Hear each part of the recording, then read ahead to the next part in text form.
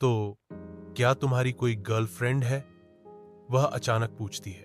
तो क्या तुम्हारी कोई गर्लफ्रेंड है? मैं घबरा जाता हूं और बुदबुदाता हूं। हाँ, नहीं, मेरा मतलब नहीं। फिर तुम्हारी कोई क्यों नहीं है? वह फिर पूछती है। वह पूछती है इस तरह से मानो मुझे हर दिन दर्जनों प्रस्ताव मिलते हैं और मैं उन्हें बस बाएं और दाएं अस्वीकार कर देता हूं। एक पल के लिए मैं अपने आप में विलीन हो जाता हूं, फिर धीरे से कहता हूं, मैं एक असफल प्रेमी हूं।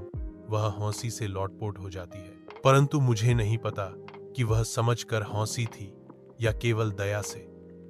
मैं उसकी हौंसी को अनदेखा करके कहता हूं, जीवन सूखा सा लगता है।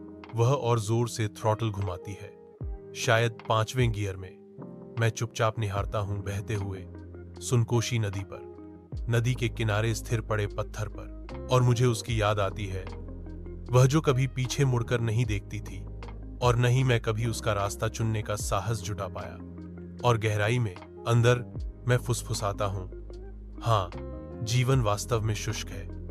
वह गुनगुनाती है जैसे बाइक की गति तेज होती है। मुझे नहीं पता कि वह कौन सा गीत गा रही है, लेकिन मेरे कानों में केवल एक पंक्ति गूंजती है, माया, मेरे प्यार, हम कब फिर मिलेंगे? मैं सवार रहता हूं किसी के पीछे साइकिल पर। मुझे अपनी मंजिल का भी पता नहीं है। अगर मुझे नहीं पता तो सवार को कैसे पता हो सकता है?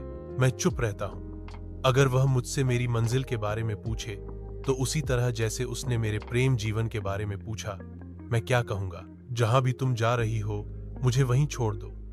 मैं शायद जवाब दूंगा, लेकिन अगर मैं ऐसा कहूं तो वह क्या सोचेगी? इसीलिए मैं कुछ नहीं कहता। और केवल जब वह पूछती है एक जगह पहुंचने पर, मैं कहता हूं, यहां। जैसे ही मैं उतरने की तैयारी करता हूं, वह एक और सवाल पूछती है, तो आप क्या करते हैं? मैं एक इंजीनियरिंग छात्र हूं, मैं जवाब देता हूं। वह मुझे ऐसे देखती है जैसे मैंने कुछ अजीब कहा हो। शायद वह सोच रही है, इस तरह के भ्रमित जीवन के साथ वह एक इंजीनियर के रूप में कभी क्या बनाने जा रहा है। मैं लावारिस घूमता हूं, आखिरकार सुनकोशी के तट पर पहुंच जाता हूं। एक विशाल नदी तल, झपकी रेत खोदने वाले लोगों के समूह, पास ही उनका छोटा बच्चा लेटा हुआ रो रहा है। मुझे नहीं पता कि माता पिता इसे अनदेखा कर रहे हैं या बस अब इसे सुनते ही नहीं है, लेकिन नदी की फुसफुसाहट वाली खामोशी बच्चे को सुलाता है। थोड़ा आगे कुछ बड़े बच्चे नदी में एक छोटा सा तालाब बनाया है और खुशी से तैर रहे हैं। उन्हें देखकर मैं भी तैरना चाहता हूं, उनके छोटे तालाब में नहीं, परंतु महाकाय सुनकोशी स्वयं। मैं स्वयं को शुद्ध करना चाहता हूं, कड़वी यादें धोना, उसकी छवि और मेरा अतीत। किनारे पर और आगे भटकते हुए मैं एक भव्य रिसॉर्ट पर पहुंचता हूं। लोग यहां हर रात आते हैं। हजारों का इंतजार सिर शराब पीने, नाचने और अलाव जलाने के लिए।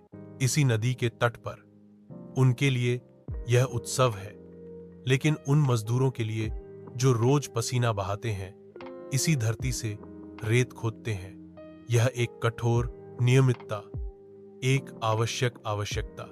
अचानक मेरा सिर धड़कने लगा। नदी के तल की गर्मी, इसकी अकथित कहानियां और मेरा अपना उलझा हुआ जीवन, ये सब उबलने लगते हैं। मैं नदी के किनारे पर चलता हूं, अपना पैर डुबोता हूं ठंडे पानी में, अपना चेहरा छींटो और सीधे राजमार्ग की ओर चलो। शायद अब मुझे कहीं जाना है। एक तेज गति से चलने वाला ट्रक मेरे लिए नहीं रुकता।